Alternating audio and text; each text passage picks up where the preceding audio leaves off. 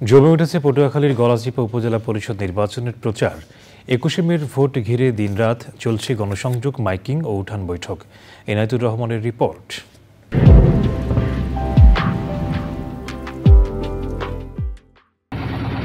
নদী আর খালে ঘেরা ১২টি ইউনিয়ন নিয়ে পটুয়াখালীর গলাচিপা উপজেলা।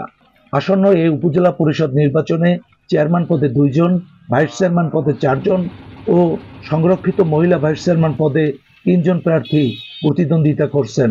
নির্বাচনকে ঘিরে উপজেলার ইউনিয়ন ও গ্রামীণ জনপদ এখন প্রচারের সরগরম। প্রার্থীরা সমর্থন পেতে ছুটছেন ভোটারদের কাছে, করছেন একে অপরের বিরুদ্ধে অভিযোগ।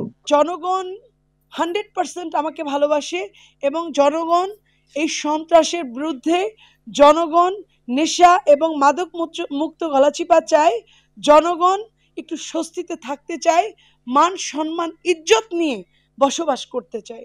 সুতরাং জনগণ শান্তিপ্রিয়, তারা শান্তিতে থাকার লক্ষ্যে আনারস মার্কায় অবশ্যই ২১ তারিখে ভোট দিবে, এটা আমার বিশ্বাস। যেখানে একসময় সন্ধ্যার পরে চেরাগ এবং কুপি নিয়ে, হেরিকেন নিয়ে মানুষ চলাফেরা করতো, আজকে সেখানে বিদ্যুতের আলো ঝলমল করছে।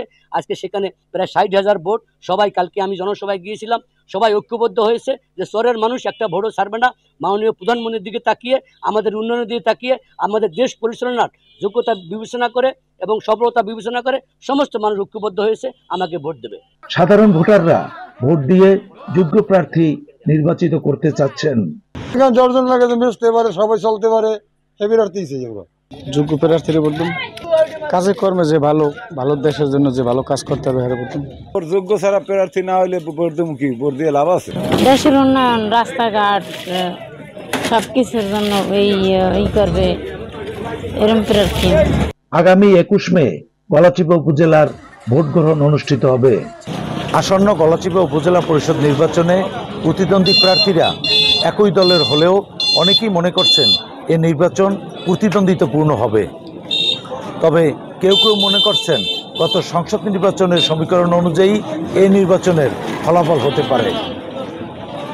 পটুয়াখালীর গলাচিপা উপজেলার উলানিয়া বাজার থেকে এনায়েতুর রহমান, চ্যানেল আই।